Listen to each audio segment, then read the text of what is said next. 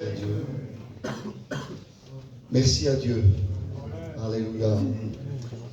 Nous sommes heureux ce matin encore d'être au contact de l'Évangile.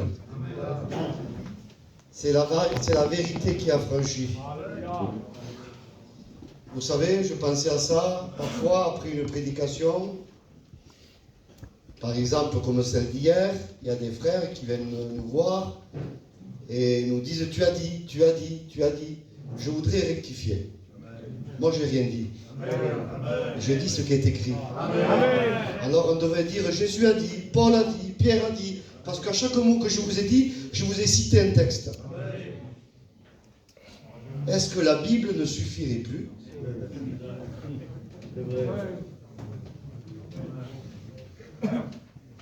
On n'a pas de force contre la vérité.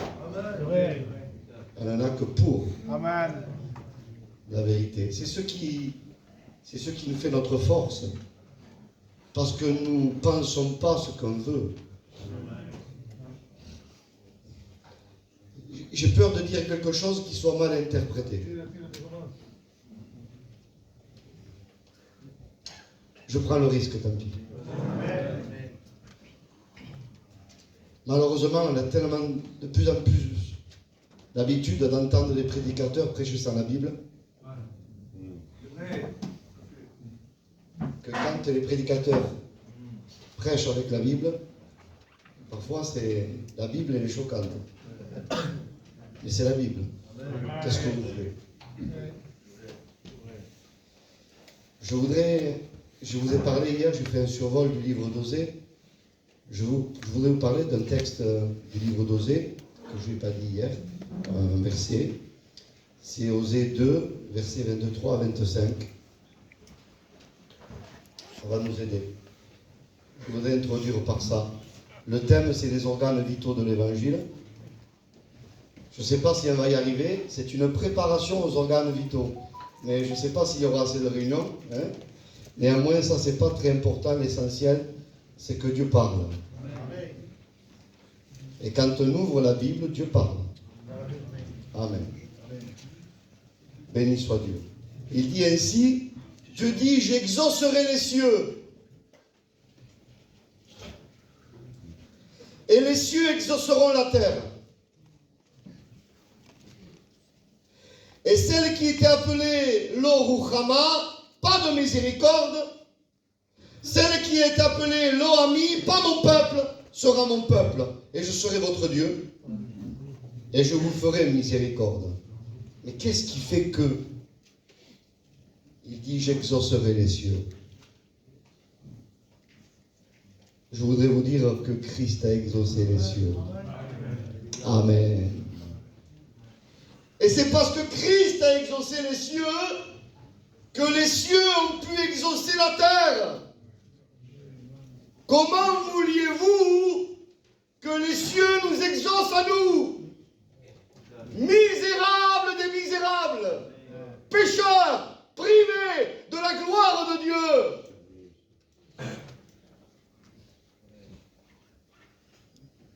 Mais il a exaucé les cieux. Je voudrais vous dire que la croix, c'est pour Dieu.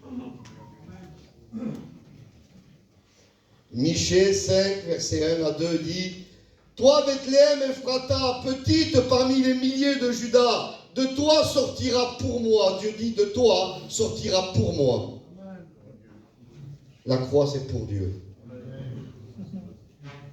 La croix a rassasié tous les attributs de Dieu. Amen. Amen. Et Jésus, quel texte merveilleux. Moi, je suis admiratif de la croix. Je ne peux pas m'habituer à la croix.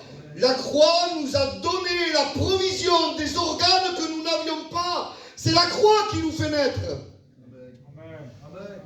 C'est la croix qui fait de véritables chrétiens.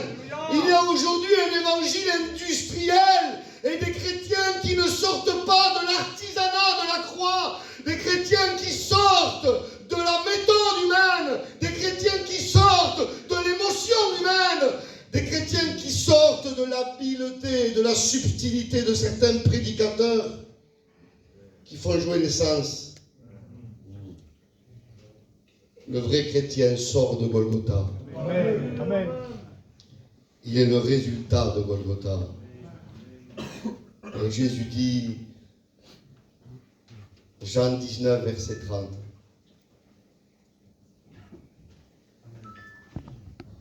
tout est accompli. Voilà pourquoi. Voilà pourquoi les cieux ont pu nous exaucer. Je le dis souvent quand je parle de ça. Quand Jésus dit tout est accompli, il y a deux façons d'accomplir une loi humaine. Imaginez-vous, la première façon de l'accomplir, c'est de ne rien transgresser.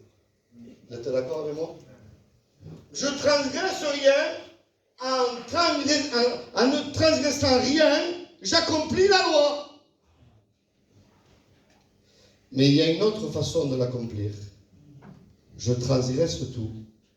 Et pour mes transgressions, je paye de la prison, je paye une amende.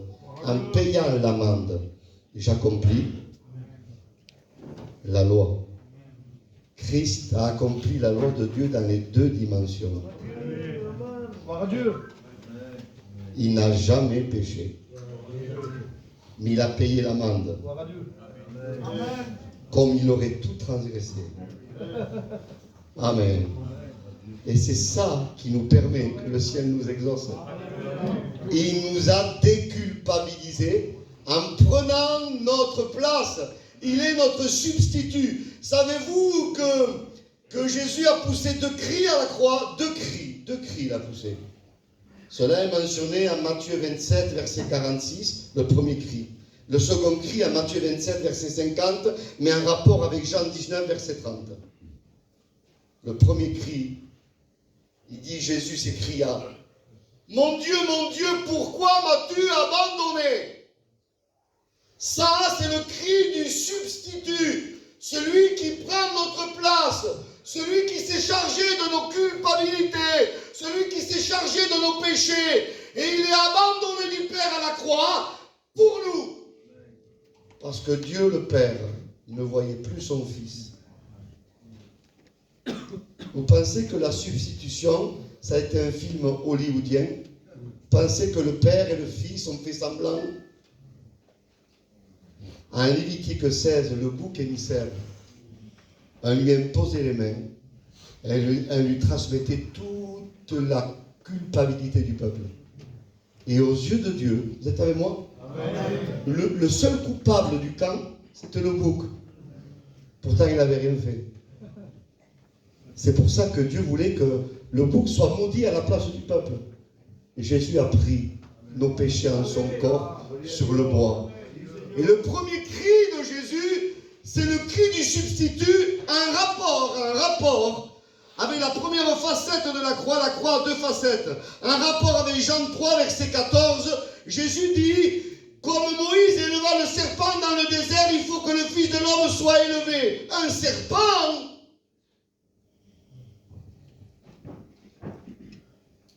Est-ce que Jésus est le serpent? Jésus est l'agneau de Dieu. Excusez-moi au respect que je vous dois à tous. Le serpent, c'était nous. Mais Jésus accepte de prendre notre image.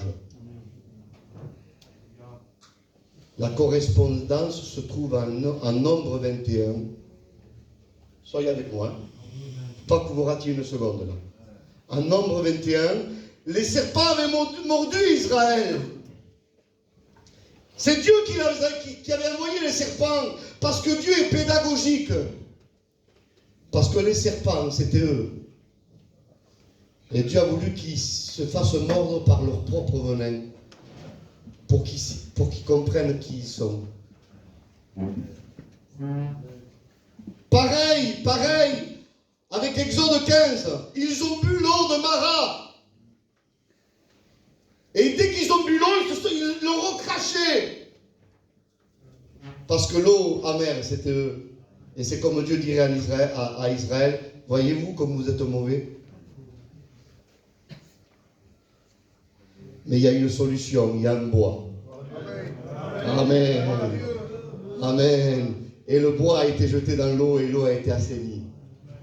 Amen. Vous voyez, Dieu est pédagogique. Et là, Israël avait été dans une position très difficile. Ils étaient mordus par les serpents, il y avait la mortalité.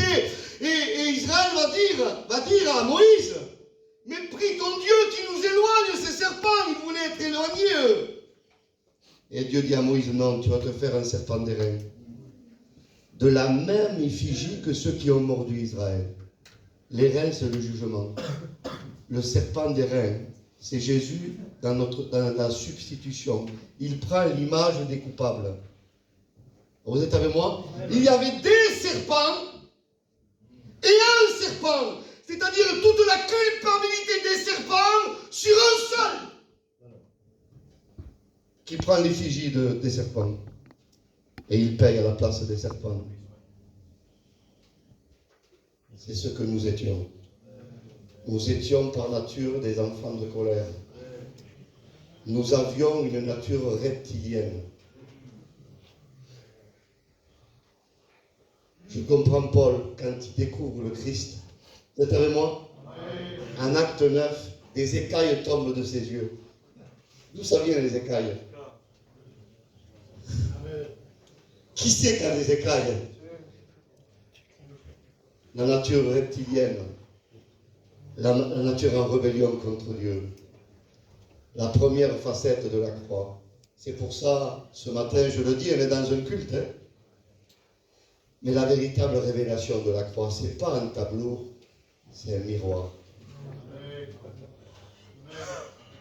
Quand Dieu me révèle la croix, il me montre qui je suis. Le serpent, c'est moi. Et il me montre qu'il lui a pris ma place. Qu'il a accepté de prendre mon effigie. Et quand, imaginez-vous la souffrance du Messie Jésus. Soyez avec moi, s'il vous plaît. Imaginez-vous, parce que la croix est très mal comprise. Quand Jésus dit, mon Dieu, pourquoi m'as-tu abandonné? Jésus n'a jamais ressenti les regards du Père comme il a ressenti à ce moment-là. Puisque le Père ne voyait plus son Fils. Et Jésus sentait les regards du Dieu vengeur sur lui.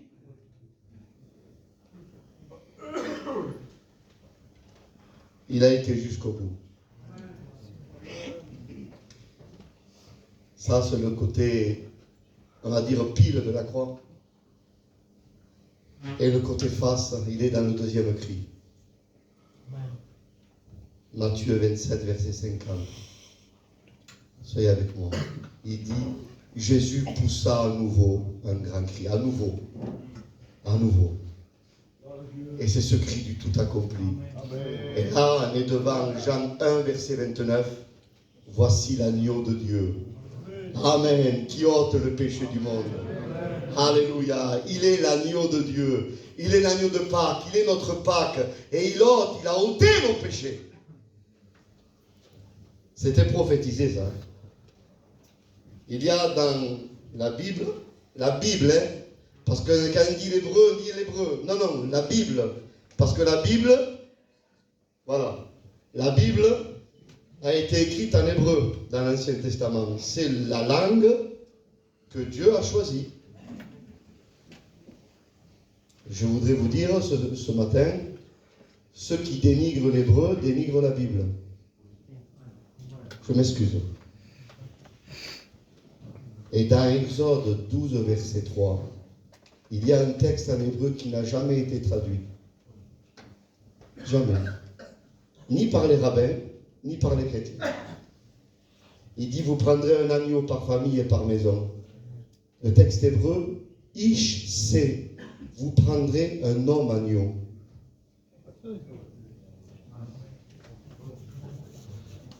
Et un homme agneau, c'est tellement inhabituel, dit, ne traduis pas. Comment est-ce possible un homme agneau? Et quand Jean-Baptiste voit Jésus,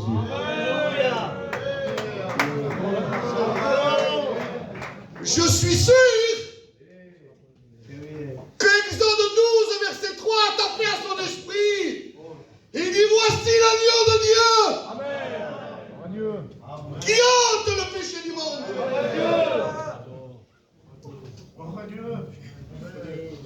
J'exaucerai les cieux, et les cieux exauceront la terre. Il nous a fait naître de nouveau. Oh, que c'est beau. Comment s'habituer à ça? Oh, que c'est beau. Jacques 1, verset 16, il dit, ne vous y trompez pas. Jacques 1, verset 17, il dit que toute grâce excellente, tout don parfait descende d'en haut, du Père des Lumières, j'ai qu'il n'y a aucun changement, aucun nombre de variations. Jacques 1, verset 18, il dit, il nous a engendrés par la parole de la vérité. Jésus est le dernier Adam. Il ne faut pas dire le deuxième. Parce que si on dit le deuxième, il peut y avoir un troisième. Il y a eu un premier Adam qui a apporté la misère dans l'humanité. Et il y a un dernier Adam qui a réparé. Il a réparé. Il est le réparateur des brèches. Vous savez, en hébreu, pour dire la réparation, on dit tikkun. Tikkun haolam, la réparation de l'univers.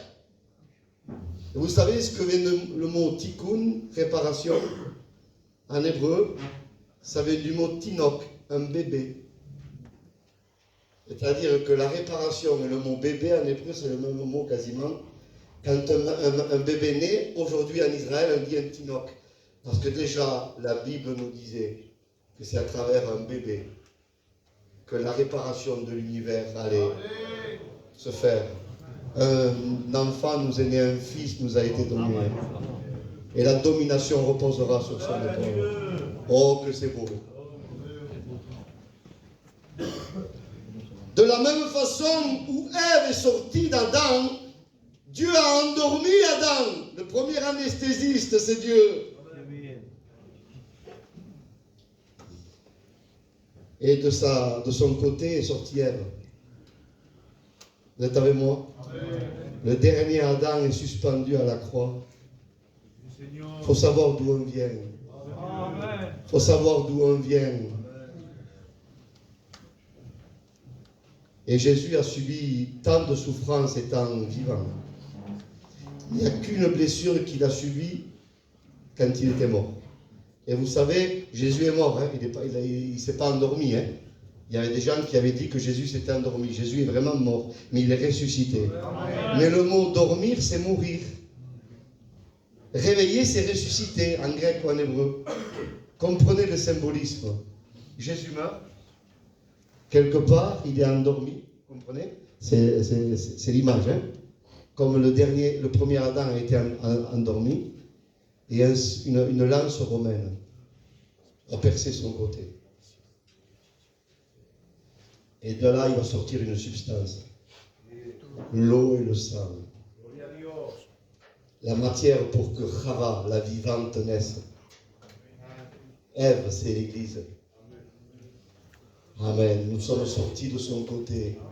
Nous sommes les résultats de ses blessures. Nous sommes le résultat de ses souffrances. Et si je réalise ça, comment je veux vivre une vie de légèreté? Comment je peux admettre le péché? Comment je peux excuser mon péché? Comment je veux dire, sous l'égide de la grâce, je pêche, c'est pas grave. Comment je veux dire ça? Il a souffert pour mon péché. Je n'ai plus le droit de me permettre. Un sort du côté de Christ. Vous êtes avec moi? Amen. Adam et Ève, ce sont des époux très particuliers. Je pense que ce sont des époux qu'on ne trouve plus. Parce que Adam, pour Ève, avant d'être son époux, il est son père. Parce que Ève sortait de sa génétique. Il est aussi son frère. On aurait fait des tests d'ADN. Adam et Ève avaient le même sang. Particulier comme époux, hein? Il était son ami. Et après, il était son époux. Ne bougez pas. Qu'est-ce que Jésus pour l'Église? Ésaïe 9, verset 5. vous l'appellerez Père éternel. Attention, il n'est pas Dieu le Père.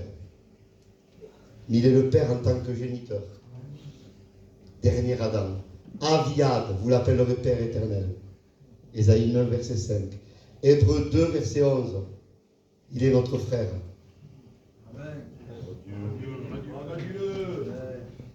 Jean 15, verset 13 à 14. Il est notre ami. Éphésiens 5, verset 31 à 32. Il est notre époux.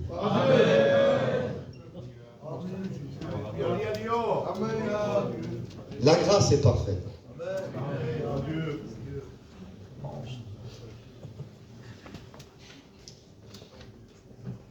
Dieu parfois nous surprend. Il n'y aurait pas un peu d'eau, les frères? Non, c'est pas grave.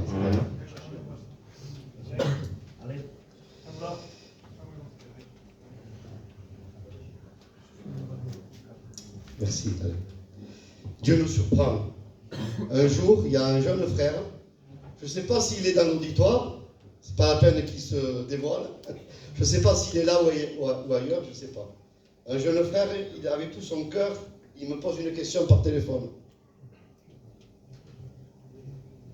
Il me dit, Michael, peux-tu m'expliquer la grâce? Et moi, je me mets à rire. Vous comprenez très bien. Parce qu'au téléphone, expliquer la grâce. Je crois qu'une vie ne suffirait pas. Et je crois que pour je ne sais pas, pour la saisir, il va falloir toute l'éternité. Mais comme ce frère devait être sincère, le Seigneur m'a interpellé et il m'a repris au bout du fil. Et il m'a dit, montre-lui les 2 piliers de la grâce. Et j'étais même surpris. Et parce que la grâce a 2 piliers. Et je voudrais votre attention. Il y a la couverture de la grâce. Et il y a la nature de la grâce. La couverture de la grâce, c'est le sang de Jésus. 1 Jean 1,7.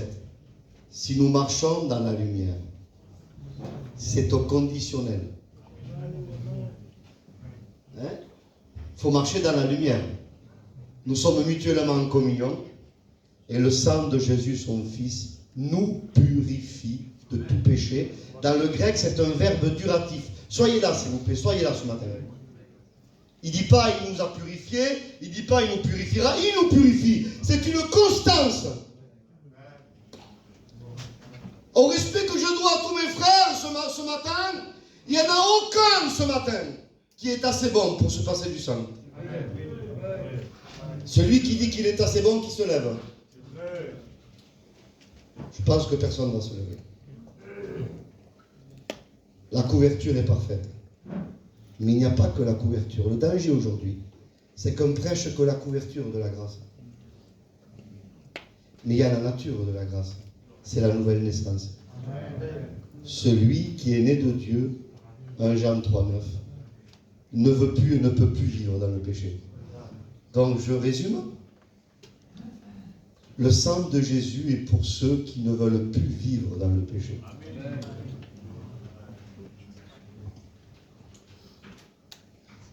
Alors il faut expliquer. Celui qui est né de Dieu ne peut plus vivre dans le péché et ne veut plus vivre dans le péché.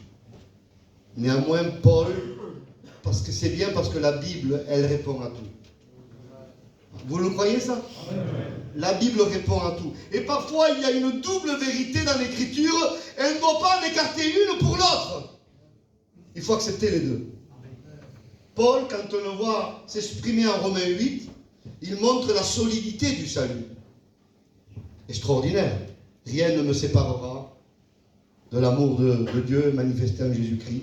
Ni la mort, ni la vie, ni les choses présentes, ni les choses à venir. Mais ce même Paul, et je voudrais que vous ouvriez vos oreilles ce matin. 1 Corinthiens, chapitre 9, verset 27. Il dit, je tiens mon corps en bride, assujetti, de peur d'être disqualifié, d'être rejeté, d'être désapprouvé. Il y a plusieurs synonymes. En même temps, Paul était conscient du tout accompli et de la solidité du salut en Jésus-Christ, mais en même temps, il dit, je tiens mon corps en bride de peur de perdre ce qu'il avait reçu. Frères et sœurs, cette crainte de Dieu est inclue dans la nouvelle naissance. C'est-à-dire qu'on doit veiller sur nos vies tous les jours. Ce même Paul, qui va dire à 1 Corinthiens 15, verset 51, à 1 Thessaloniciens 4, verset 16, que nous allons ressusciter et nous allons partir à la rencontre du Seigneur dans les airs. Ce même Paul va dire en Philippiens 3, verset 10 à 11, si je puis arriver à la résurrection d'entre les morts.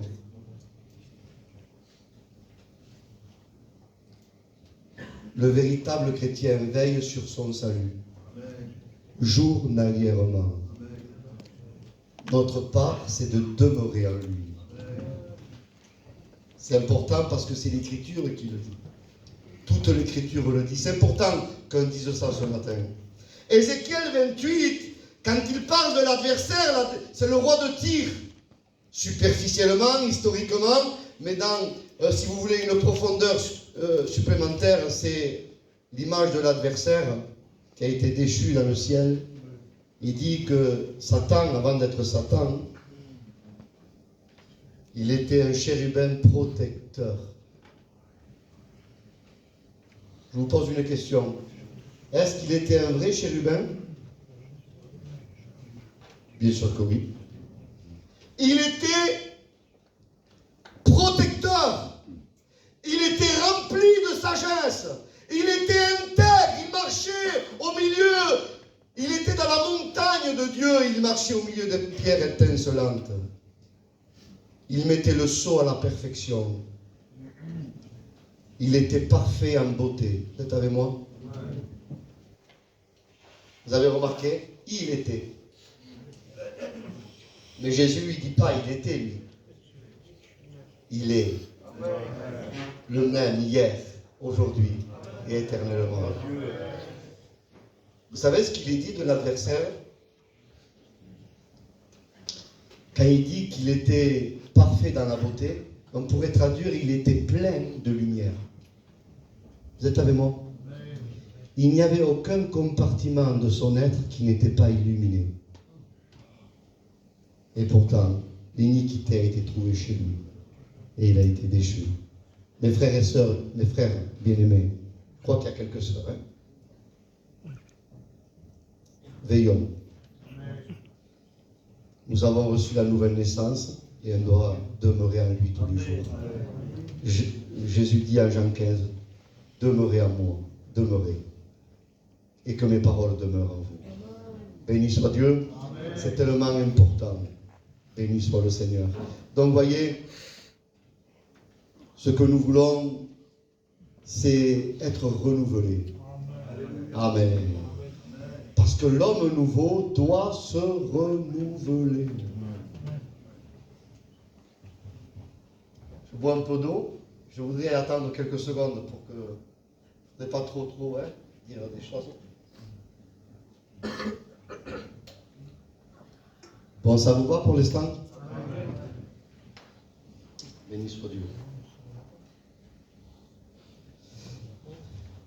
L'homme nouveau se renouvelle. Colossiens 3:10. Revêtir l'homme nouveau qui se renouvelle dans la connaissance de celui qui l'a créé. Il se renouvelle à son image.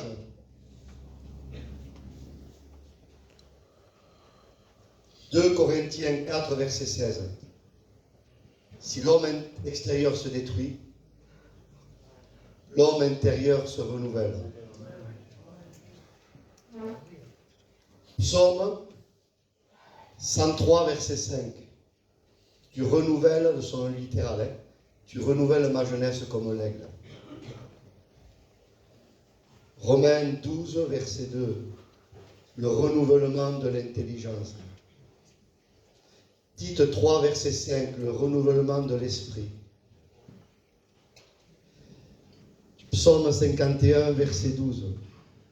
Crée en moi un cœur pur, renouvelle en moi un esprit bien disposé. Lamentation de Jérémie, chapitre 3. Tes bontés se renouvellent chaque matin. Amen. Donc l'homme nouveau a besoin de renouveau. Amen. On doit être renouvelé à son image. Je voudrais donner une note, si vous permettez, ce matin.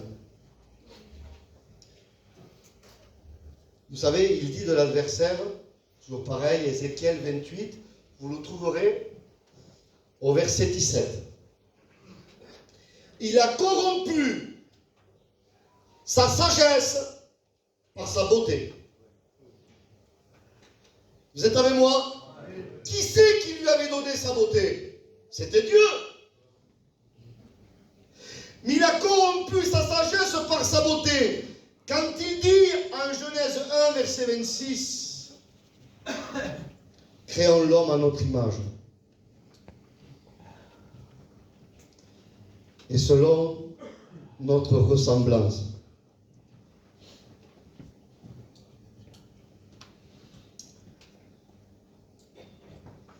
Alors l'image et la ressemblance.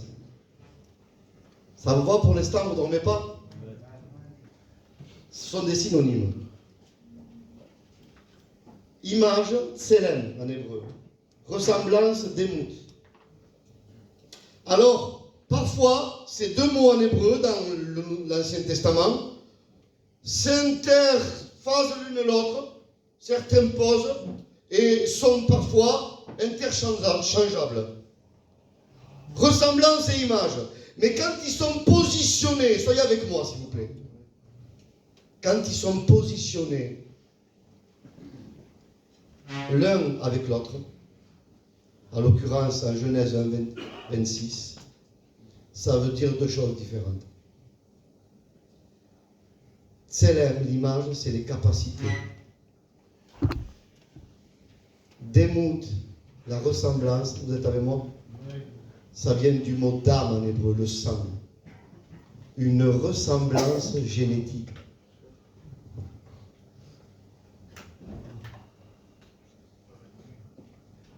L'adversaire a corrompu sa ressemblance génétique par ses capacités.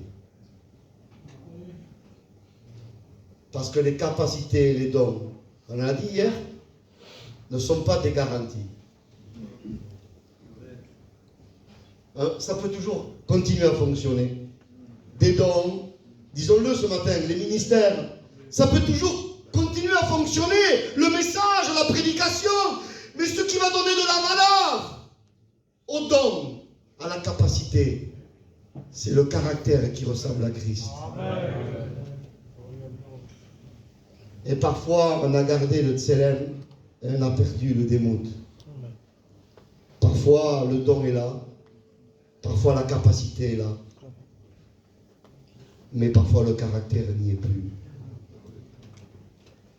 Nous devons chercher d'abord le caractère. Après la fonction. Mais d'abord le caractère. C'est tellement important. D'abord le caractère.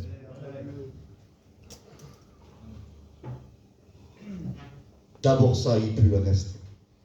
Vous savez, je le disais dernièrement, Cantique des Cantiques, 7, verset 2. Qui sont beaux tes pieds dans ta chaussure. La chaussure, c'est le zèle. Et vous avez remarqué, Dieu porte plus d'intérêt aux pieds qu'à la chaussure. Parce que parfois un zèle excessif, et parfois un cache-misère.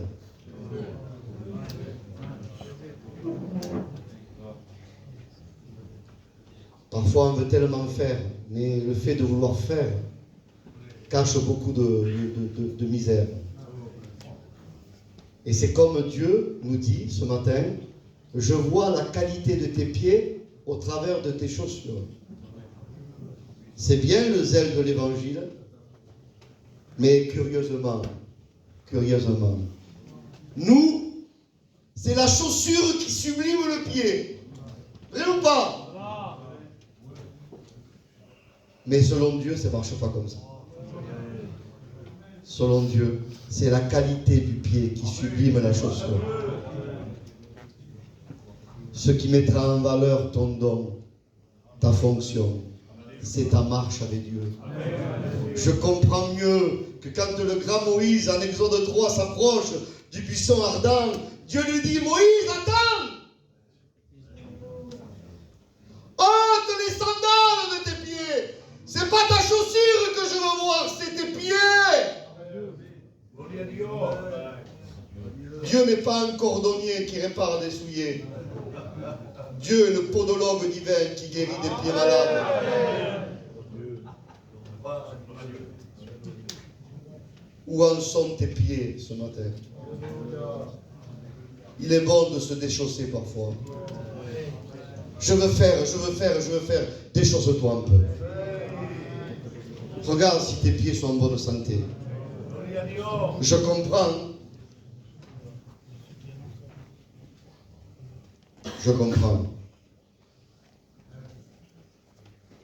Que le souverain sacrificateur, le grand souverain sacrificateur, une fois par an, le jour du Kippour, il se déchaussait. S'enlevait la tiraille, il s'enlevait le costume du ministère. Parce qu'il devait être d'abord pardonné lui.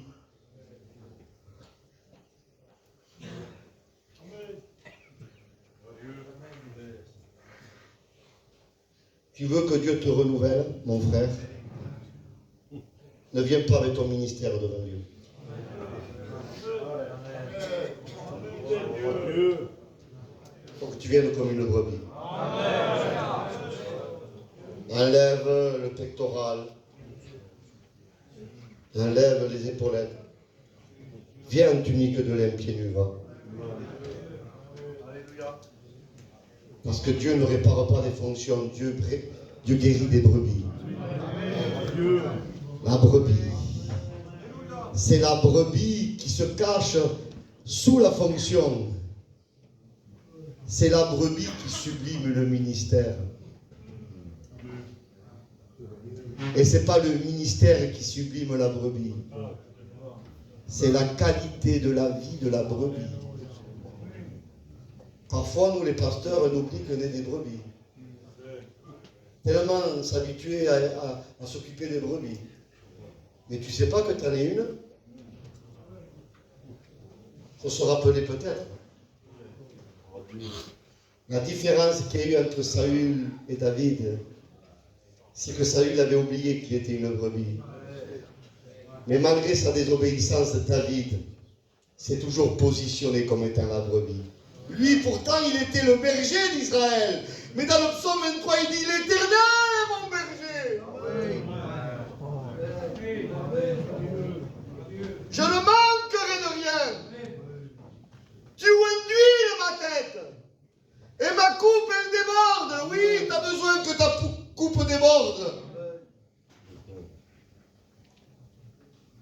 Avant d'imposer les mêmes aux autres. Laisse le Seigneur t'imposer les mains. Va. Laisse le Seigneur te rafraîchir un peu.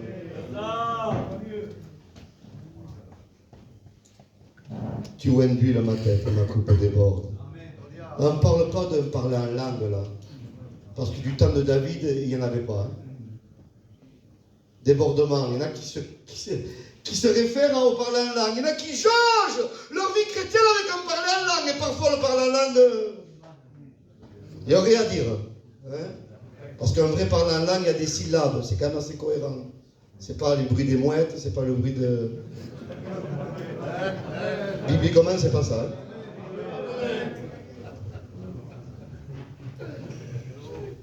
Puis certains recherchent du baptême du Saint-Esprit aussi. Un dénuque les gens pendant des heures et des heures. Et à force, et les pasteurs, ils crient en langue aux oreilles des gens des heures. Au bout d'un moment, ils font da, ça y est. Da, ah ça y est. Là, ça y est. Où pousse-t-on le ridicule?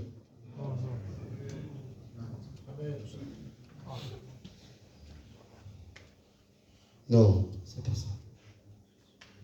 Nous sommes pour le parler en langue. Et dans la cohérence biblique. Et dans une vie, on ne valide pas un don spirituel si la vie à côté ne va pas.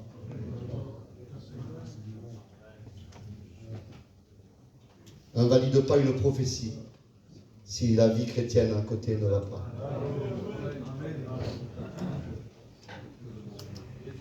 Pas valider ça.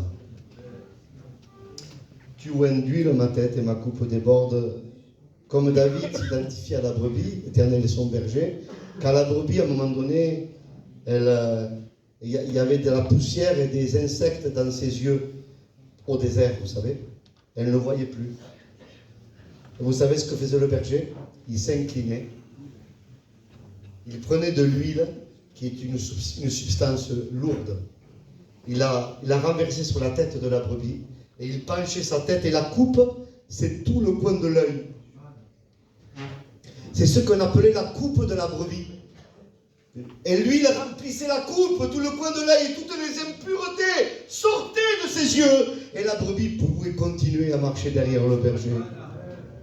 Le débordement sert à extraire les impuretés.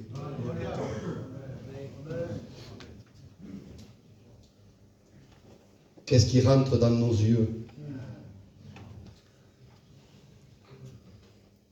On est un peuple gitan ce matin. Mais bon, le gitanisme, vous savez, au bout d'un moment, il y a beaucoup aujourd'hui, on vit le monde des écrans, le monde audiovisuel. Mes frères, quel désastre il y a.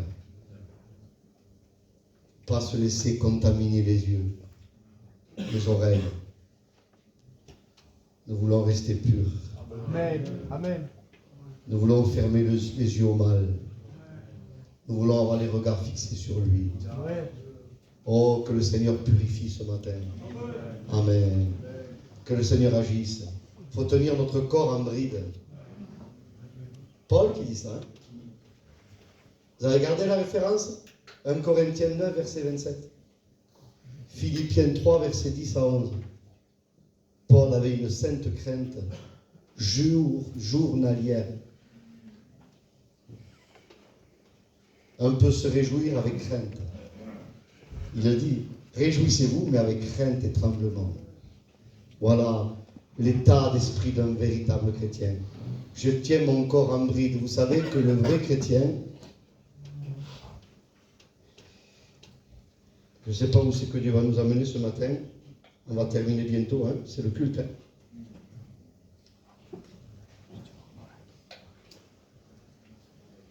Le vrai chrétien, il est mis à sa place par Dieu. Vous savez que nous sommes une création tripartite. Ça va, je ne vous en mette pas trop. Hein? Et je vais terminer. Tenir son corps en bride. Parce qu'un vrai chrétien domine son corps. La personne qui n'est pas régénérée, vous savez comment ça fonctionne? C'est corps, âme et esprit. Surtout, ce n'est pas du tout la chronologie de celui qui est né de Dieu. Corps, âme et esprit. Le corps n'est pas prioritaire. Ça, c'est l'homme déchu. Mais quand on est né de nouveau, Dieu a remis les choses à sa place. 1 Thessaloniciens 5, verset 23. Le Dieu de paix vous sanctifie lui-même tout entier. L'esprit, l'âme et le corps. Amen. L'esprit est prioritaire. Amen. L'intelligence renouvelée. Paul dit en Romains 12, verset 1 à 2. Offrez vos corps un sacrifice vivant. Par quel moyen? Vous êtes avec moi? Par le renouvellement de l'intelligence. Je domine mon corps et je l'amène là où il ne veut pas aller. Le corps attend la transformation. Vous savez que notre corps encore n'est pas transformé. C'est pour ça qu'on a besoin du sang. Jusqu'au bout, on en aura besoin. Paul dit, qui va me délivrer de ce corps de mort? Il dit, je souffre dans cette tente. Parce que tant que je demeure dans cette tente, je demeure loin de toi. Je désire revêtir le domicile céleste. Et le domicile céleste, c'est le corps glorifié. Paul va dire, En Romains 8, nous attendons la rédemption du corps. Celle de l'âme était faite déjà. Et vous savez que c'était prophétisé ça dans l'Ancien Testament pour le tabernacle. Le tabernacle, vous êtes gentils ce matin. Le tabernacle était constitué de 48 planches. Et chaque planche avait 2 socles en argent. L'argent, c'est le rachat, la rédemption. Moi, j'aurais mis une planche, un socle. Dieu dit non. Une planche qui représentait un chrétien, 2 socles. Parce que la Bible nous prophétisait que la rédemption se ferait en 2 étapes. L'âme, puis après le corps. Paul avait le premier socle. Il attendait le second. Il dit, nous attendons la rédemption du corps. Jésus à la croix a payé pour tout notre être. C'est fait, hein? Mais la transformation du corps est à venir. Et tant que ce corps n'est pas transformé, on a besoin du sang de Jésus.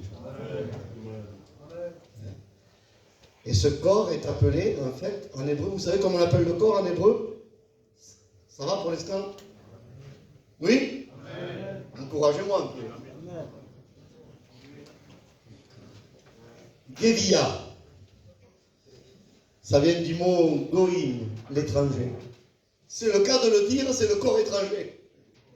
Et le corps, c'est ce qui nous reste de l'homme ancien, le caractère, la chair.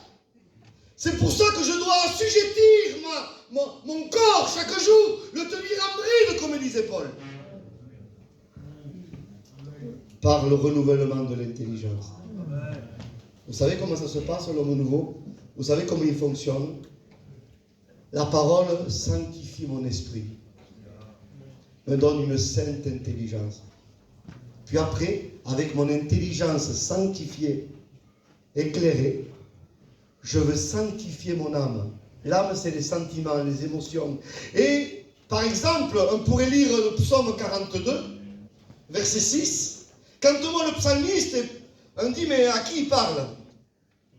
Il dit ainsi, mon âme, pourquoi t'as battu au-dedans de moi? Espère en Dieu. Car il dit, moi, je le louerai encore. L'esprit éclairé par Dieu va éduquer l'âme.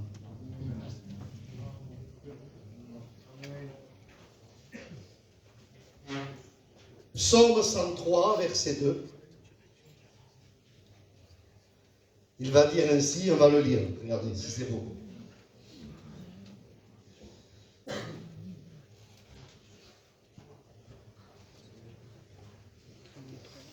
Soyez avec moi, hein?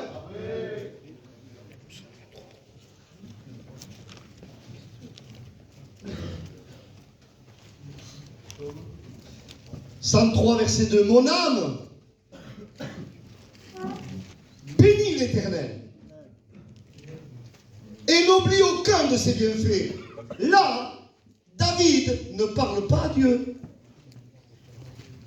Il parle à son âme. Et il ordonne à son âme de bénir l'Éternel et d'espérer en Dieu. Notre intelligence sanctifiée va sanctifier notre âme. David disait, j'élève mon âme jusqu'à toi. Nous devons éduquer notre âme chaque jour, à prendre plaisir en la loi de l'Éternel. Vous êtes avec moi? C'est le fonctionnement de l'homme nouveau. Et quand l'intelligence est sanctifiée, on sanctifie notre âme. Il dit, ayez les sentiments qui étaient en Jésus-Christ. Et l'homme nouveau, par l'intelligence de Dieu, est un centre de triage. Chaque jour, on doit trier. Ça, c'est pas bon. Ça, c'est bon. Ne prenez pas pour argent comptant le moindre de vos sentiments. Il y a des chrétiens sentimentalistes. C'est pour ça qu'on a besoin de la Bible. Moi, je vous dis, hein. Parce que si on n'aurait pas la Bible, on se fierait à nos sentiments. Et nos sentiments deviendraient Dieu. Mais Dieu est plus grand que nos sentiments. On doit faire réfléchir notre volonté aux paroles qui sortent de sa bouche. C'est pour ça qu'on a besoin de la Bible. Et parfois, quand les sentiments sont touchés, c'est dur. Hein? C'est dur, hein? Quand il y a les sentiments familiaux, c'est dur, hein? Quand ça touche, c'est dur, hein? Mais même si tu pleures, tu dois incliner tes sentiments pour obéir à la volonté de Dieu. Ce n'est pas notre âme qui doit diriger notre vie, c'est la Bible. C'est la Bible. C'est important. Quand l'esprit est sanctifié, l'âme, après on arrive à Romains 12, on offre nos corps, un sacrifice vivant. L'esprit, l'âme et le corps. Voilà comment fonctionne l'homme nouveau. C'est pour ça qu'il est écrit, et je vais terminer ce matin. C'est pour ça qu'il est écrit, Ésaïe 6, verset 3. Saint, Saint, Saint est l'Éternel.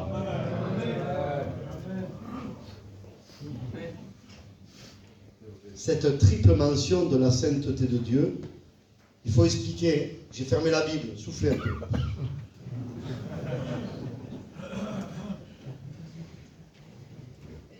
Cette triple mention de la sainteté de Dieu, il y a des chiffres de plénitude dans la Bible, il y en a plusieurs.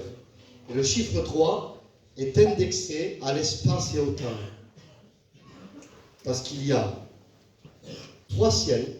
Paul dit en 2 Corinthiens 12, je connais un homme qui a été ravi au 3e ciel. Le mot ciel en hébreu, shamaïm, c'est un pluriel. Et il y a 3 temps. Passé, présent, futur. Et on appelle ça quoi? L'espace-temps. C'est Einstein qui avait découvert la relativité. Mais la Bible en parlait avant lui. Qui dit l'espace dit le temps. Et quand il dit Saint, Saint, Saint est l'Éternel, ça veut dire que la sainteté de Dieu remplit l'espace et le temps.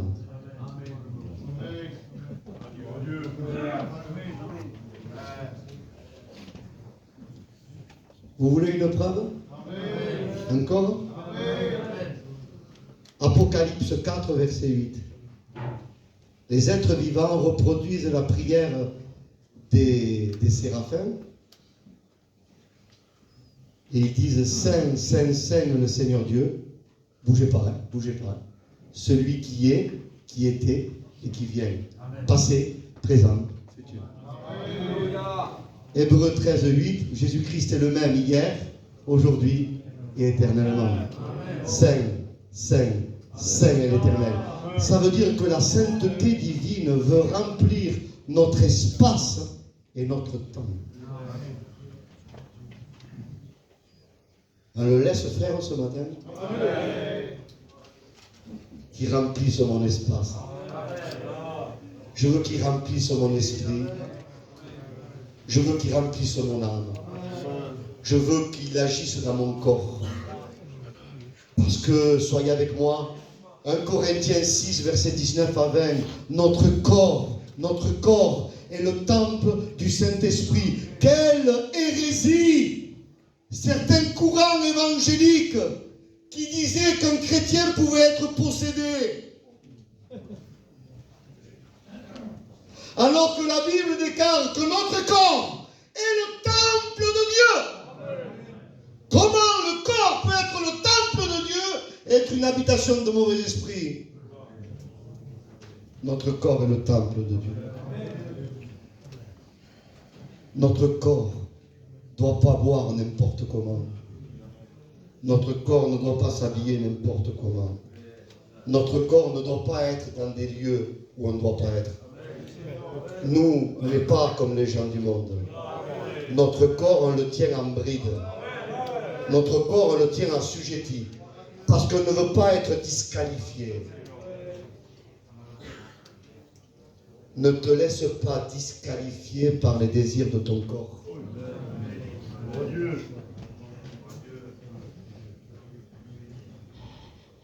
Que Dieu nous accorde la révélation de sa sainteté. Dans quel état ils se mettent les séraphins? Vous savez que je pense à Ésaïe, moi, quand il voit ça. Lui, un simple homme. Il voit des êtres célestes. Et je termine avec ça. Parce qu'Israël, du temps d'Ésaïe, avait perdu la notion de qui était son Dieu. Il s'était éloigné de ça. Et je vous assure que si on s'éloigne de ça, on n'aura plus la vision de qui il est. Il n'y a pas de réveil sans la Bible. Il n'y a pas de retour à Dieu sans la Bible. Vous êtes avec moi? Il n'y a pas de ministère sans la Bible. Même certains disent évangélistes.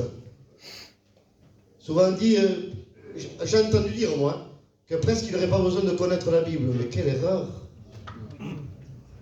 Évangéliser sans la connaissance de la Bible, quel dégât!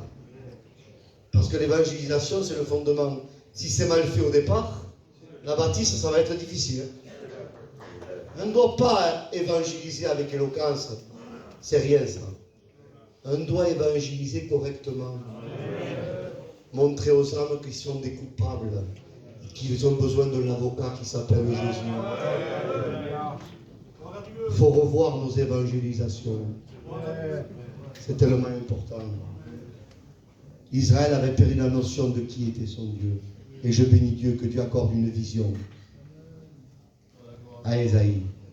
Il voit le ciel. Et il voit des seraphim, des brûlants. Mais vous imaginez, mes frères, soyez avec moi, des brûlants. C'est des anges, mais ils sont brûlants. Se tiennent devant le Seigneur. Et ils se crient. Non, vous n'avez pas compris peut-être. Ils ne disent pas à Dieu, Saint, Saint, Saint l'Éternel. Dieu, il sait qu'il est saint. Ils se le crient l'un à l'autre.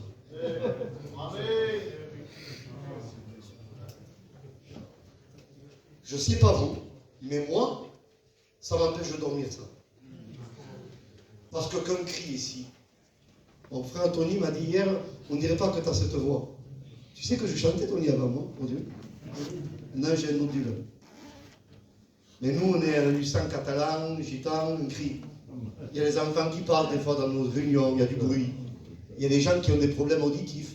Hein? Mais dans le ciel, y a-t-il la nécessité de crier?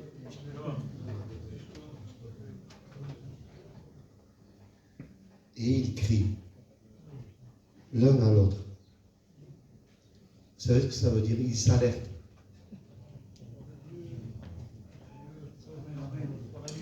Ils ne veulent pas oublier qui est leur Dieu.